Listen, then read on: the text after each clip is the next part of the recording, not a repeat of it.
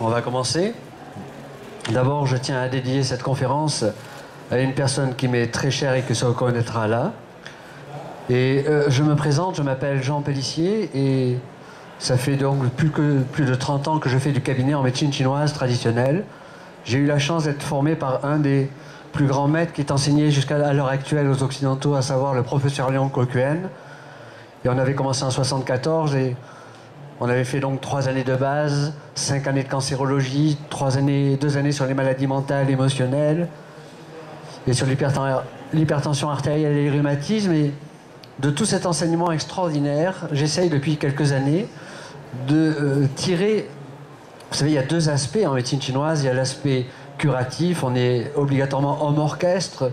Quand on a étudié cette médecine, on est aussi bien pharmacologue, psychothérapeute, acupuncteur, masseur, chiropracteur, on met tout en œuvre pour traiter quelqu'un. Et après, dans un deuxième temps, et c'est le but fondamental et ultime de la médecine chinoise, c'est d'apprendre à cette personne à ne pas retomber malade, à savoir, on va essayer de lui redonner la capacité à son propre corps de s'auto-guérir en permanence par des pratiques qu'on lui apprend et que nous, on apprend obligatoirement pour nous aussi en tant que praticiens, ne serait-ce que pour donner au moins l'exemple à nos patients. Et le thème de la conférence aujourd'hui, donc, c'est la prévention des cancers. Cancer est un mot qui fait extrêmement peur en Occident. Pourquoi il fait peur? Parce que, en réalité, on n'arrive pas à appréhender le pourquoi de cette maladie qui a été pourtant décrite depuis des millénaires en Chine. Et alors, il y a plein de termes qui signifient le cancer en médecine chinoise, mais il y en a un que je retiens et que j'ai retenu dans le livre que j'avais écrit dessus, c'est Zongliu. Zongliu, pourquoi? Parce que quand on traduit un petit peu ce terme, Zong, ça veut dire gonflement, Liu, stagnation, et vous allez voir que ça correspond réellement à la définition de ce qu'est cette pathologie. Alors je vais essayer au travers de cette conférence de démystifier un petit peu ce cancer et de vous expliquer qu'en réalité le fer de lance de l'apparition de cette pathologie, c'est cette peur de l'inconnu et cette peur de la maladie et cette peur de la mort, etc. etc. Alors on va essayer de prendre le problème par un peu comme une recette de cuisine où on va avoir des ingrédients obligatoirement présents pour que puisse pour que puisse se créer pas à pas cette pathologie. C'est une notion fondamentale à avoir. On va se créer pas à pas cette pathologie et on ne va pas attraper cette pathologie. C'est pas quelque chose qui vient de l'extérieur, c'est quelque chose que l'on va se construire pas à pas par des déséquilibres progressifs dans notre organisme. Alors, on va avoir, comme dans une recette de cuisine, des ingrédients obligatoirement présents pour que puisse apparaître donc ce type de pathologie. Mais chaque ingrédient pris séparément ne se suffit pas à lui-même pour déclencher un cancer. Je m'explique. Le premier ingrédient fondamental, c'est la présence dans l'organisme de ce que l'on appelle le TAN, T-A-N, en médecine chinoise. C'est un terme, je ne vous donnerai pas beaucoup de termes chinois ici, mais le TAN, si vous voulez, a un immense avantage, c'est d'englober tous les déchets, sous quelque forme que ce soit, que le corps aurait dû normalement éliminer et qui perdurent et qui stagnent dans le corps. Ça peut être les graisses circulantes dans le sang, ça peut être le cholestérol, ça peut être les lipomes, ça peut être les masses, tout ce que vous voulez, tous les déchets que le corps aurait dû normalement éliminer, qui se sont mis dans les cellules, qui se sont mis un peu partout dans l'organisme, eh bien, ces déchets vont effectivement être un des facteurs pas indispensable et obligatoirement présent pour qu'on puisse déclencher un cancer. Mais ça ne se suffit pas lui-même et largement pas. Des gens peuvent mal manger, être dans des environnements très pollués toute une vie et bon, arriver bon an mal an à 80 ans avec perclus de rhumatisme, avec tout un tas de traitements antihypertenseurs, etc., sans obligatoirement déclencher un cancer. Donc il y a d'autres causes qui vont être présentes. Alors ces autres causes, la deuxième donc, eh bien il va falloir vraiment bien la comprendre celle-là, parce que cette cause-là est très rarement enseignée en Occident. On considère, quand on prend un peu de recul par rapport au fonctionnement de notre organisme, que notre corps n'est fait que de circuits de circulation. Tout circule dans notre organisme et à des rythmes bien spécifiques. Alors vous connaissez tous bien sûr la circulation artérielle, veineuse, vous connaissez tous la circulation, plus ou moins tous, la circulation lymphatique dans l'organisme, il y a la circulation de l'influx nerveux au travers des fameux nerfs de notre organisme. Il va y avoir la circulation extracellulaire, la circulation entre les différents plans de glissement.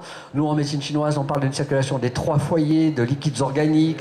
Tout ça circule librement et évidemment, en médecine chinoise, on a rajouté une circulation encore beaucoup plus subtile, à savoir la circulation d'énergie qui se fait le long des méridiens. Et tout cela doit circuler librement et sans entrave. Parce que à un certain moment, quand il y a un ralentissement d'une circulation, quelle qu'elle soit, de toutes ces circulations, il va y avoir apparition progressive de la fameuse trilogie que l'on connaît en Occident, en physiologie occidentale, à savoir rubor, calor, dolor. C'est-à-dire que quand ça stagne à un endroit, il va y avoir apparition d'inflammation, de chaleur, de douleur. Alors il faut vraiment comprendre cela, parce que c'est ce qui va nous faire comprendre comment on peut se créer pas à pas un cancer, par exemple. Je prends mon poignet. Admettons que, autour de mon poignet est parcouru par 6 méridiens d'acupuncture. Il y a des trajets artériels dans mon poignet, il y a des trajets veineux, il y a des trajets lymphatiques, il y a des trajets nerveux. Et tout ça doit normalement être librement circulé dans mon poignet. Mais voilà que me prend l'idée suivante, c'est que je vais plâtrer mon poignet alors qu'il n'a rien. Je vais bloquer mon poignet pendant 3 semaines. Et au bout de 3 semaines, j'enlève le plâtre alors que mon poignet n'avait strictement rien. Mon poignet va être complètement raide, il va être enflé, chaud et douloureux. En créant artificiellement un blocage au niveau de mon poignet, je vais générer la trilogie rubor, calor, dolor. J'ai créé une stagnation de sang et d'énergie au niveau du poignet. Et quand je vais commencer à rebouger mon poignet, à rééduquer mon poignet, à faire circuler l'énergie dans mon poignet, eh bien mon poignet va désenfler, la douleur va disparaître et l'inflammation va disparaître. Alors il se trouve que les fameux méridiens dont vous avez entendu parler en médecine chinoise mettent en relation la surface de la peau avec tous les organes internes. Et il se trouve qu'il faut comprendre, et ça c'est très très important à comprendre, qu'une pathologie quelle qu'elle soit, et pas que le cancer, une pathologie quelle qu'elle soit commencera toujours en périphérie, le long du trajet de ces méridiens, avant de toucher les organes vitaux eux-mêmes. Et ça, c'est l'immense avantage de la médecine chinoise qui vous fait dire que lorsque vous avez, par exemple, un champignon qui s'installe au niveau du gros orteil et qui est sur le méridien de la rate pancréas, eh bien, ça signe un excès de chaleur-humidité au niveau de la rate pancréas. Et si la personne n'y prend pas garde, eh bien, pourquoi pas, petit à petit, ça va se rapprocher de l'organe vital et créer une pancréatite au bout de plusieurs années de déséquilibre diététique, alimentaire et autre chose. Donc, il y a toujours une progression dans les pathologies. Et ça nous permet de comprendre la chose suivante, c'est que les stagnations de sang et d'énergie vont souvent se mettre le long des méridiens, par exemple des blocages cervicaux, par exemple des blocages lombaires, des blocages au niveau du genou, au niveau des méridiens, foie, vésicule biliaire, etc., avant d'attaquer directement ces stagnations, les organes foie, les organes reins, les organes rate, pancréas, etc., etc. Ceci étant donc posé, nous avons 2 ingrédients. La présence de thanne, donc de déchets dans l'organisme, et la présence à quelque endroit que ce soit du corps, un problème de stagnation. Mais le problème, c'est que si cette stagnation qui va générer de l'inflammation, de la grosseur, de la chaleur, est en contact direct avec un déchet présent dans l'organisme, ce déchet, sous l'action de l'inflammation, va se transformer en poison. Et en médecine chinoise, on a un terme qui s'appelle du. C'est un poison, c'est-à-dire que le corps doit absolument l'éliminer. Et dites-vous que ça se fait peut-être des centaines de fois dans une même journée. Ce rôle d'élimination permanent des poisons, qu'ils soient venus de l'extérieur ou qu'ils soient venus de la transformation liée à la stagnation de ces déchets en poison, est dû facilité et dû à cette fameuse énergie des reins. Alors l'énergie des reins, si vous voulez, en Occident, elle est très restrictive, la définition de cette énergie. On parle uniquement de défense immunitaire. En médecine chinoise, on va beaucoup plus loin. On parle de faculté d'auto-guérison de l'organisme et surtout de faculté d'adaptation de l'organisme. Et si vous suivez mes cours depuis pas mal de temps, vous savez très bien que lorsque l'on recharge par des méthodes de prévention à fond cette batterie des reins, on ne peut pas tomber malade parce que le corps s'auto-guérit en permanence et c'est le but ultime de ces méthodes Yang-Sheng. Donc que se produit-il? Vous avez une stagnation qui était à côté d'un foyer inflammatoire et cette stagnation autour de ce foyer inflammatoire a transformé ce TAN en poison et les défenses immunitaires, via les globules blancs par exemple, viennent entourer, englober ce poison et l'éliminer ou le dissoudre. Ça se fait au niveau des ganglions lymphatiques, où l'élimination se fait au niveau des selles et des urines, et c'est le fonctionnement normal de notre organisme pour qu'il garde en permanence son équilibre et son auto-guérison. Alors à partir de là, il va y avoir deux notions qui vont apparaître. Qui est-ce qui produit les problèmes de stagnation de sang et d'énergie dans l'organisme? Et c'est là où peut-être que dans les enseignements occidentaux par rapport au cancer, il manque cette pièce maîtresse fondamentale. Quand on l'a compris, cette pièce maîtresse, on comprend comment on peut se créer pas à pas un cancer. Ce qui génère les problèmes de stagnation de sang et d'énergie dans le corps, c'est avant tout des problèmes émotionnels. Et ce sont une certaine famille d'émotions qui vont générer ces problèmes de stagnation. Je vous donnerai ensuite un exemple bien précis. Mais il faut savoir que vous avez deux familles d'émotions dans notre corps. Vous avez ce qu'on appelle les émotions yang. Ces émotions yang, comme la colère, comme la joie excessive, comme l'excès de tout un tas de choses, ne vont jamais être à l'origine d'un déclenchement d'un cancer. Ça va pouvoir effectivement déclencher des problèmes d'hypertension artérielle, d'excès d'énergie qui monte vers le haut du corps, mais ce n'est pas la cause première de la réparation des cancers. Par contre, toutes les émotions que l'on appelle yin, intériorisées, qui sont chacune d'entre elles à mettre en relation avec un organe spécifique. Par exemple, la tristesse qui est à mettre en relation avec le poumon. Par exemple, la peur, le stress, l'angoisse qui est à mettre en relation avec l'énergie des reins. Par exemple, la colère intériorisée qui est à mettre en relation avec le foie. Par exemple, la réminiscence, ressasser le passé, tout ce qui est un peu pré-dépression ou dépression qui est à mettre en relation avec la rate pancréas. Toutes ces émotions vont avoir la faculté de générer des stagnations de sang et d'énergie dans l'organisme. Et ces stagnations se feront d'abord en périphérie du corps, comme par hasard le long des méridiens, qui correspondent à l'organe incriminé au niveau émotionnel, ou elles vont aller petit à petit, d'année en année, directement à l'organe lui-même. Un exemple. Il y a en France, chaque année, à peu près 80 000 cas de cancer du poumon nouveaux. Or, il se trouve qu'on s'est rendu compte que la moitié des personnes présentant ce type de cancer n'ont jamais fumé de leur vie. Et donc, on ne peut pas incriminer la cigarette par rapport à l'apparition de ce cancer. Par contre, quand on voit leur profil psychologique, ce sont des gens souvent excessivement tristes. Et la tristesse va générer un problème de stagnation au niveau du poumon. Et pour peu qu'il y ait du TAN, des déchets présents dans le poumon, ces déchets vont se transformer en poison. Et ces poisons, s'ils n'ont pas la force d'être évacués, vont pouvoir, pourquoi pas, à ce moment-là, déclencher un processus d'autodestruction. Et voilà l'impact donc des émotions par rapport aux méridiens et au fonctionnement de chaque organe qui vont, donc, ces émotions, générer ces problèmes de stagnation. Alors, je vais maintenant vous donner une image mentale qui se rapproche énormément de la réalité, de ce qui se passe réellement quand va se produire progressivement et pas à pas se construire un cancer. D'abord, vous avez la présence de ce fameux déchet qui s'est transformé en poison. Et le corps va essayer d'éliminer ce poison lié donc à cette stagnation, transformation de déchets. Et le corps va balancer une première couche de cellules, de globules blancs, pour pouvoir englober ce poison et l'éliminer. Mais voilà que notre batterie des reins est à plat, que nos défenses immunitaires, entre guillemets, ne sont pas assez fortes, ou alors que ce poison est trop fort, trop violent, ou alors il peut y avoir des tonnes de combinaisons différentes.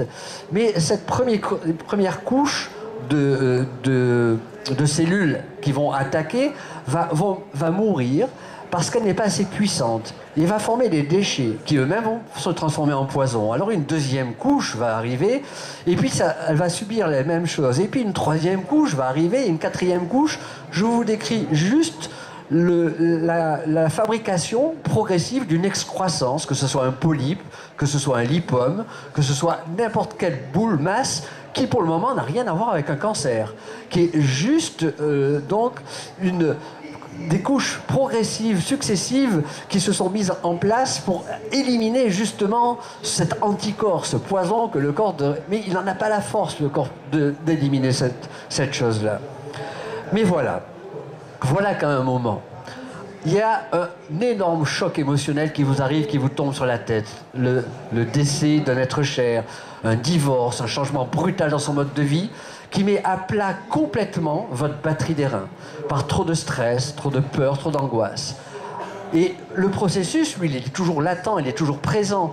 Mais voilà que votre corps, lui, va s'affoler, littéralement s'affoler, parce qu'il veut d'un seul coup absolument éliminer. Alors qu'est-ce qu'il va faire? Il va multiplier de plus en plus vite ces cellules.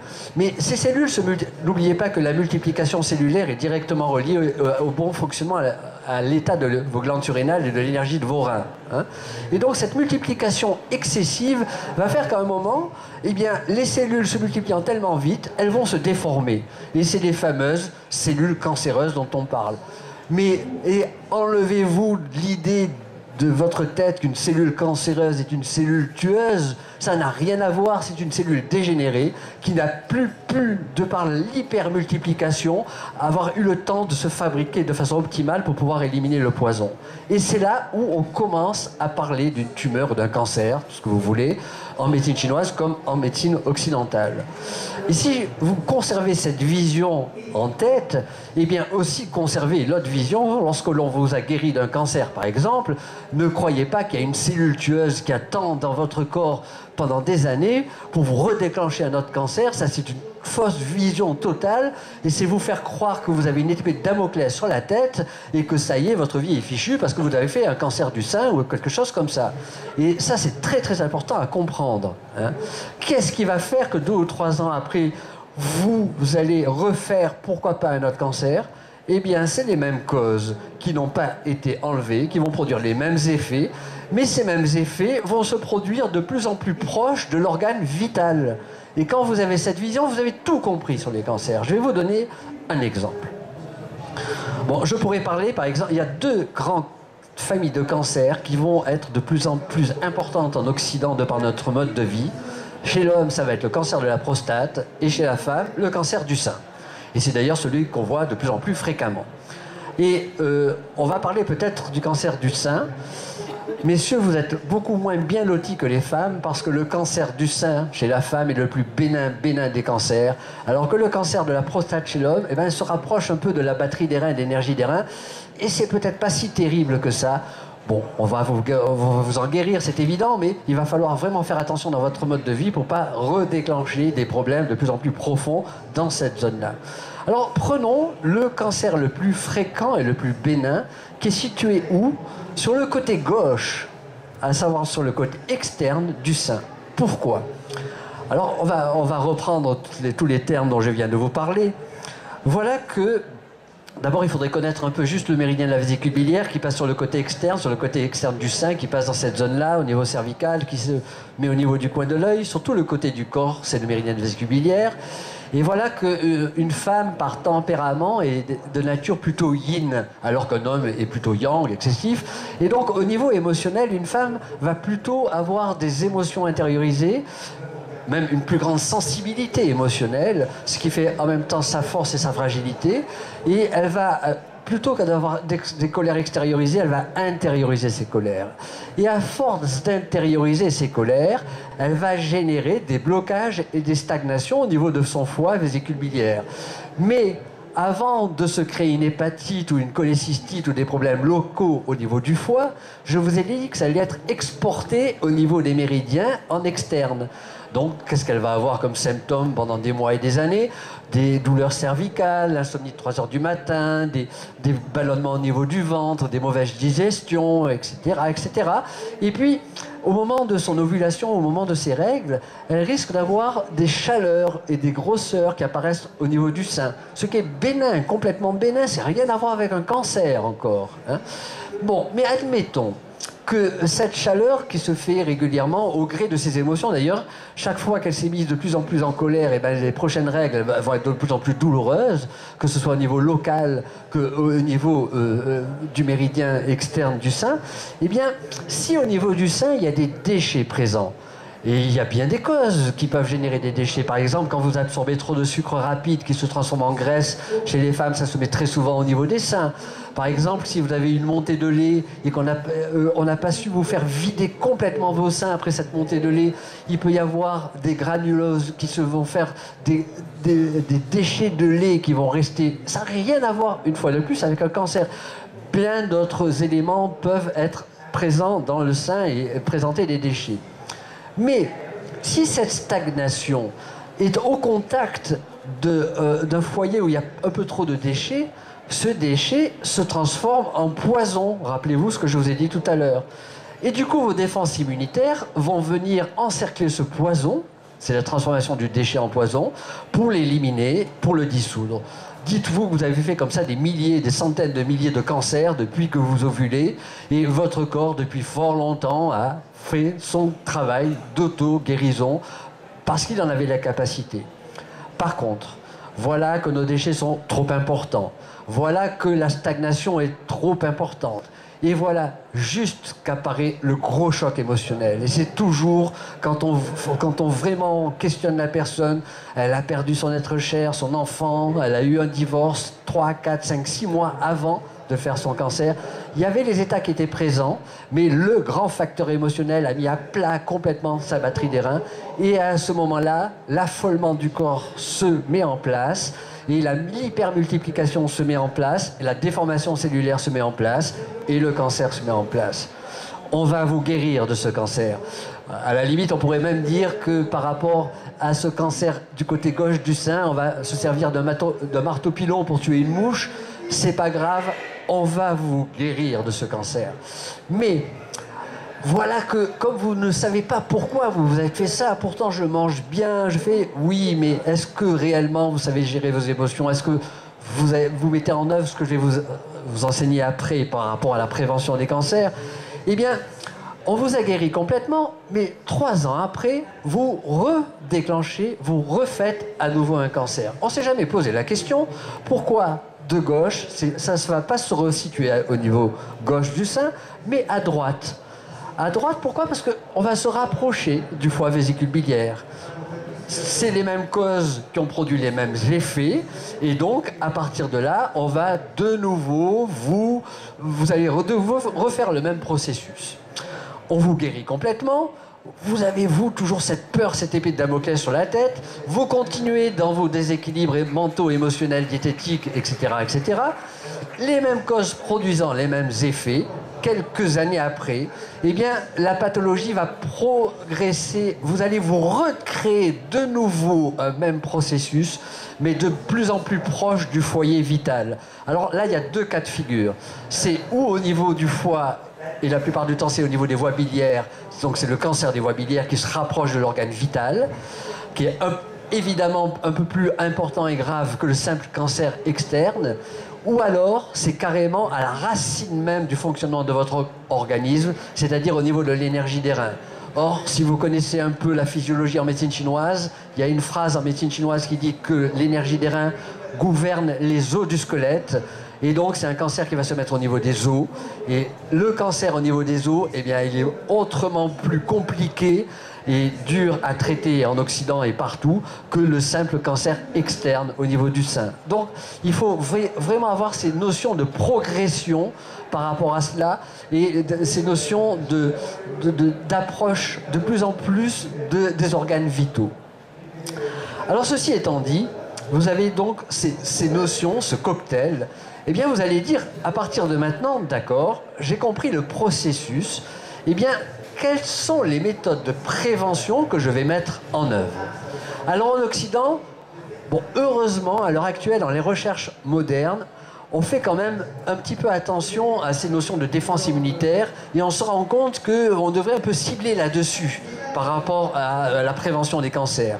Mais jusqu'à maintenant, en réalité, quand on vous parle de prévention du cancer, on parle uniquement et principalement que des substances cancérigènes et à la limite toutes les substances cancérigènes, que ce soit votre belle-mère, votre beau-père, votre gendre ou tout ce que vous avez dans la diététique qui est nocif, en poison, on pourrait en accumuler, tout ce que votre corps n'arrive pas à dissoudre et à diluer, eh bien peut devenir substance cancérigène, peut devenir TAN. Vous dites, mais qu'est-ce qu'il m'a raconté avec la belle-mère, etc. Vous savez, le sigle TAN en médecine chinoise, c'est aussi bien les déchets organiques, physiques, mais quand on étudie l'idéogramme chinois, c'est aussi le TAN émotionnel. Et ce TAN émotionnel peut se mettre n'importe où dans l'organisme. Et des gros chocs émotionnels peuvent rester à certaines zones du corps, surtout quand on connaît le relationnel entre les émotions, le fonctionnement des organes, etc., etc. Et donc, quelles sont ces méthodes de prévention? Eh bien, la première, tout bête, c'est de conserver la souplesse des articulations. Quand vous conservez la souplesse des articulations, vous allez favoriser la circulation d'énergie en périphérie du corps. Quand vous conservez cette circulation d'énergie en périphérie du corps, eh bien, vous allez agir directement sur vos organes internes, puisque l'externe correspondant à l'interne, vous allez débloquer ces stagnations. S'il n'y a plus de stagnation dans l'organisme, eh bien, du coup, vous allez effectivement vous mettre à l'abri de l'apparition de ce type de pathologie. Et c'est pour ça que les qigong, ou le yoga, ou l'exercice physique est tellement important. Parce qu'on va lutter comme ça contre, entre guillemets, ces problèmes de stagnation. Ensuite, eh bien, vous allez, autant que faire se peut, essayer de faire rentrer de moins en moins de déchets par votre bol alimentaire. Et donc vous mettre à l'abri de ces déchets. Ne focalisez pas tout là-dessus. Votre corps est capable d'éliminer les poisons de l'organisme. Ne devenez pas extrémiste du bio. Parce que plus vous devenez extrémiste, plus vous allez vous rendre malade. Pourquoi? Parce que vous allez être tellement angoissé. Ben vous faites tout faux. En réalité, l'angoisse et la peur, c'est l'énergie des reins, c'est les défenses immunitaires. Donc plus vous avez peur, plus vous abaissez vos défenses immunitaires et plus vous captez toutes les ondes négatives extérieures. Il faut vraiment annuler cette peur-là. Et donc, quand vous n'avez plus peur, eh bien, votre corps fait son boulot d'auto-guérison permanente. Ensuite, il va falloir apprendre, fondamental, à gérer ses émotions, à ce que vos émotions ne perdurent pas trop longtemps. Une tristesse qui perdure plus de 45 jours ou plus de 2-3 mois est très dangereuse pour l'organisme.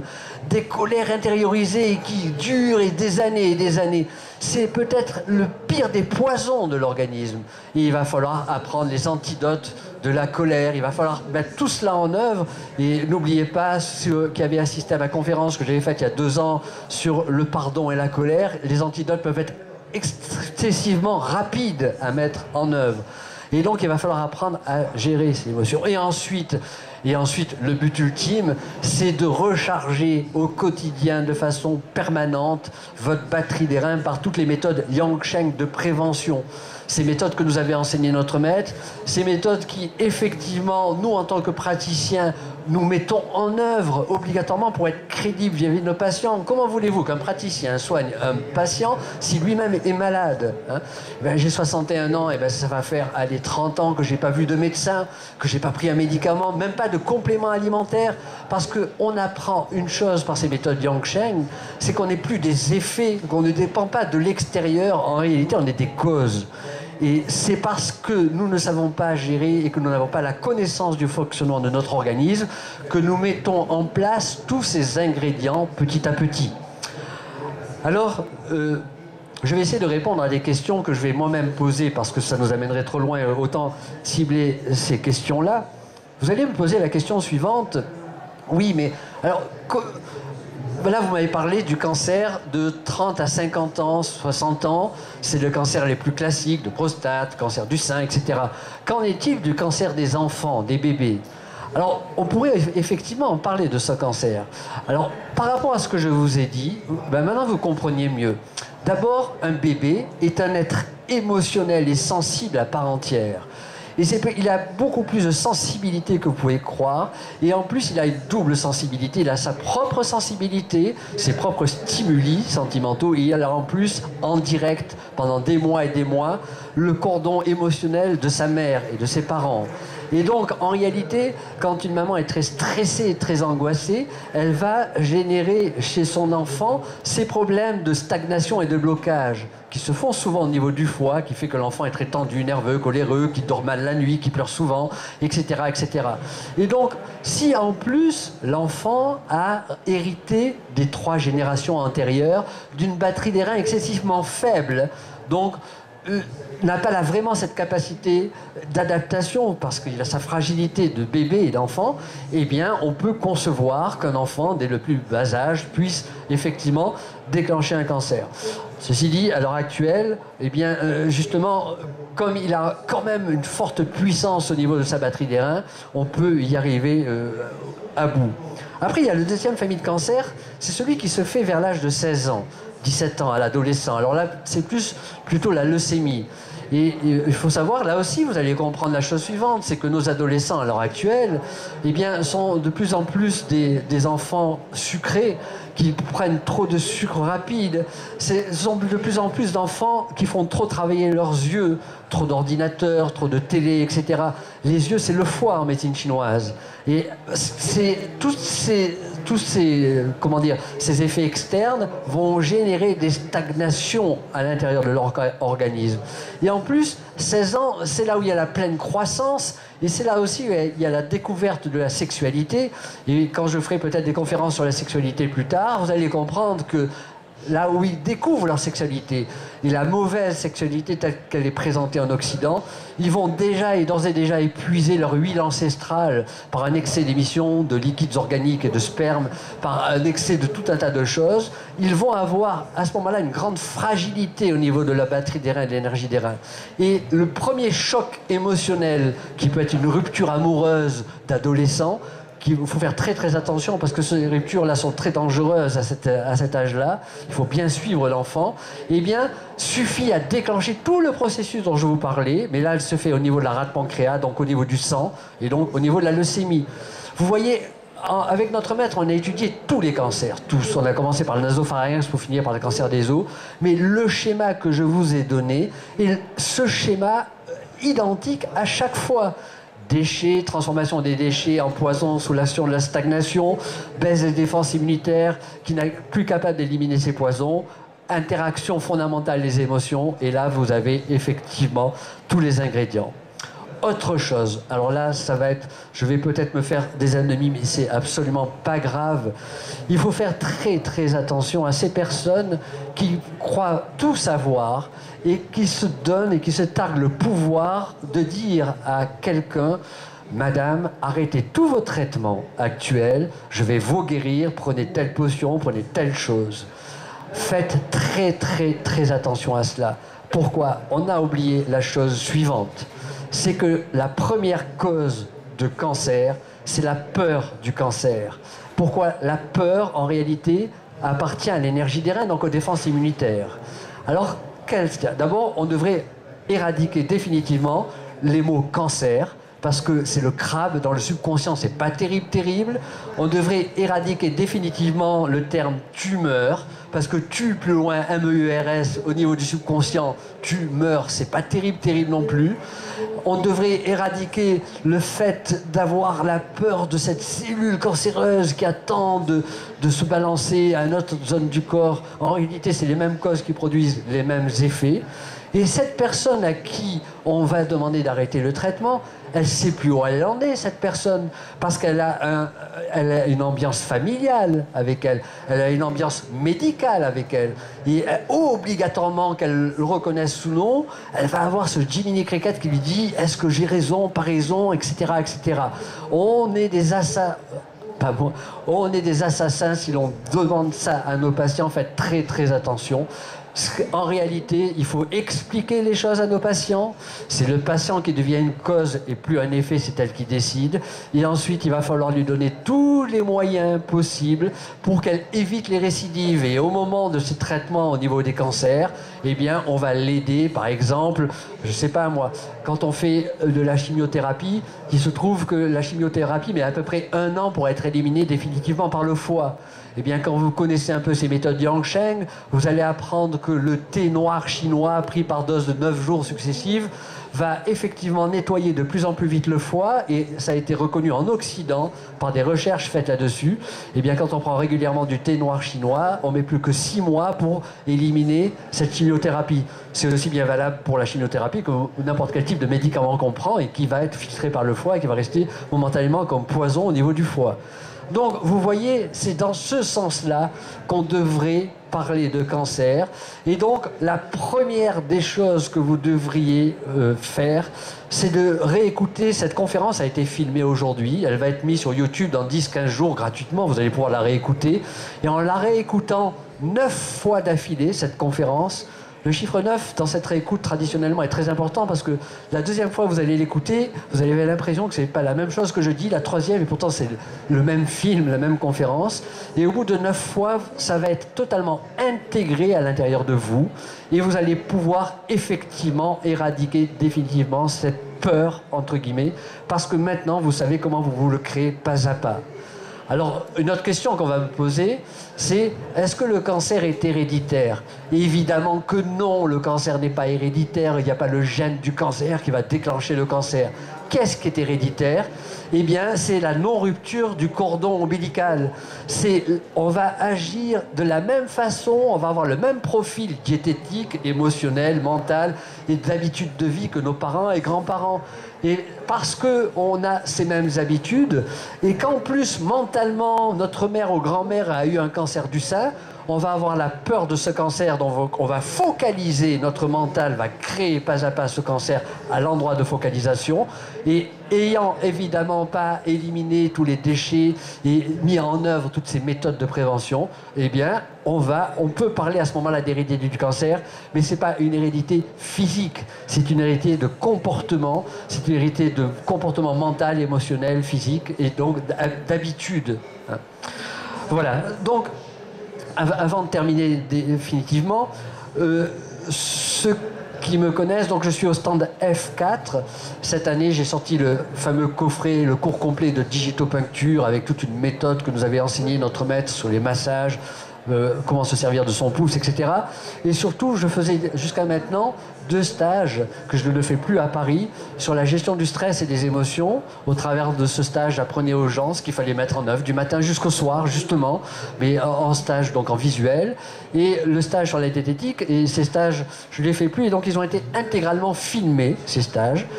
Et vous avez dans ces coffrets que vous pouvez avoir sur le stand, 8 DVD, 11 heures de films vidéo, où vous assistez à l'intégralité du stage. Et j'ai le même débit pendant 12 heures comme ça de parole, qui fait que à la fin de ce stage, quand vous l'écoutez une fois tous les 6 mois, vous avez là, dans ce stage, tout en main pour vous donner vraiment et avoir envie d'appliquer ces méthodes de prévention qui, vous le verrez, sont excessivement simples et pas besoin d'aller s'enfermer dans n'importe quelle zone pour pratiquer toutes ces méthodes. Et ensuite, le deuxième stage, c'est celui sur la diététique. Et là, évidemment, là aussi, vous allez apprendre à manger et surtout à boire.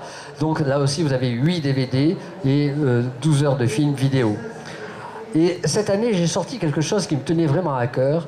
C'est que pendant plusieurs années maintenant, j'ai un fil conducteur évidemment depuis 30 ans dans tout l'enseignement que je fais, et je sais où je veux aboutir à l'âge de 80 ans ou 90 ans dans les enseignements, et ça se fera progressivement. Mais par contre, j'ai sorti ce mensuel, c'est un cahier de cynobiologie, et dans ce cahier, que j'ai divisé en 5 parties, comme par hasard le chiffre 5 correspond aux 5 organes, aux 5 éléments, aux 5 émotions, etc. Je vais avoir chaque mois, c'est un cahier en 16 pages en format A4 qui est téléchargeable sur Internet. Vous allez pouvoir vous inscrire sur PayPal à 5 € par mois, ce qui est absolument rien par rapport au travail qu'elle a dedans. Vous allez avoir possibilité de vous inscrire à 60 € pour les 12 numéros, c'est-à-dire 200 pages en fin d'année en format A4, donc un pavé avec photo couleur, etc., etc. Ou alors sur le stand, vous pouvez vous inscrire tout de suite. Et vous avez tout de suite le cahier numéro 1 et numéro 2 téléchargeables. Et puis le 20 du mois, le cahier numéro 3. Et le 20 de chaque mois, le nouveau cahier qui apparaît. Et dans ces cahiers, il va y avoir 5 choses. D'abord, 6 à la limite, parce que à chaque fois je fais un nouvel éditorial, mais vous allez avoir un cours complet qu'on avait eu de notre maître sur l'hypertension artérielle. Ce cours est absolument passionnant. Ça avait duré 2 ans quand on l'avait eu avec lui. Et vous allez tout comprendre sur la physiologie, avec des mots simples, tout comprendre sur la physiologie de votre propre corps, sur le fonctionnement, la circulation d'énergie dans l'organisme, etc., etc. Donc ça va être suivi dans les différents cahiers. Quand quelqu'un s'inscrit, il commence toujours par le cahier numéro 1, justement parce qu'il y a ce suivi-là.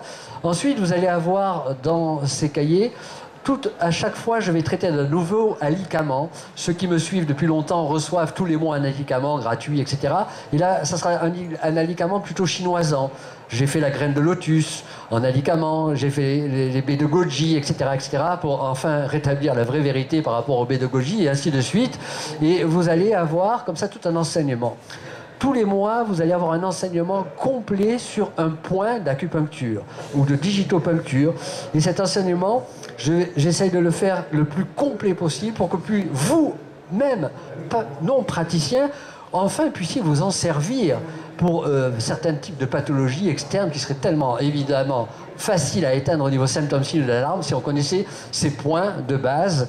Ensuite, chaque mois, notre maître nous a légué un texte extraordinaire, un texte philosophique sur l'essence du taoïsme et de la médecine chinoise.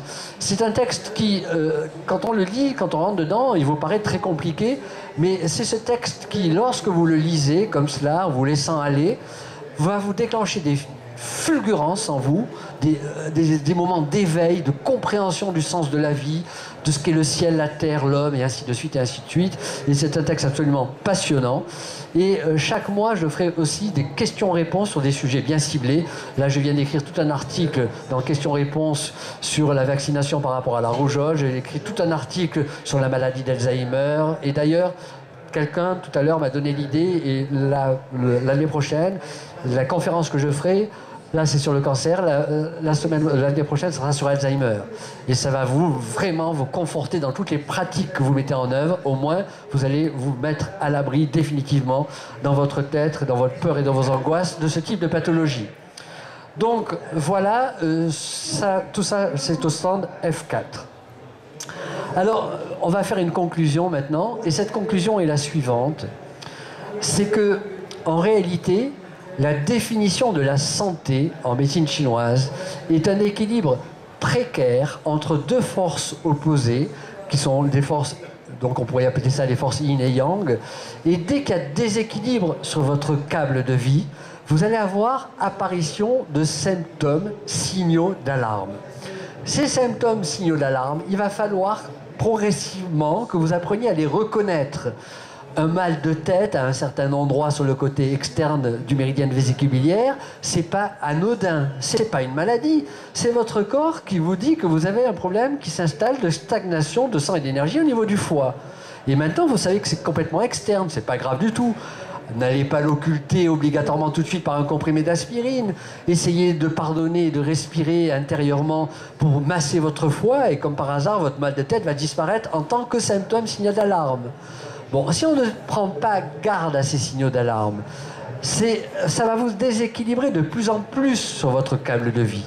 Et à un certain moment d'auto-guérison permanente pour lequel votre corps a été construit, et grâce à cette recharge de votre batterie des reins, votre corps va s'auto-guérir tous les jours, du matin au soir, grâce à, entre parenthèses, en tout petit, ses défenses immunitaires, mais bien d'autres choses, ses facultés d'adaptation, etc.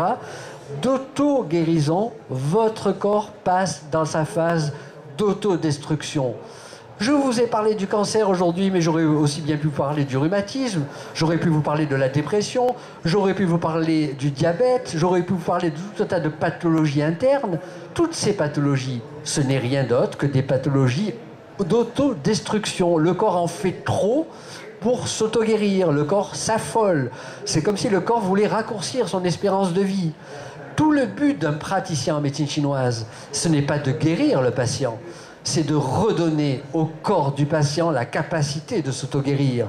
Et tout ce que vous allez mettre en pratique dans vos habitudes d'hygiène de vie quotidienne du matin au soir, c'est pas de vous guérir vos pathologies, c'est de redonner, grâce à la respiration, à la relaxation, à la bonne diététique, à la pratique de certains mouvements, à votre corps sa capacité de s'auto-guérir.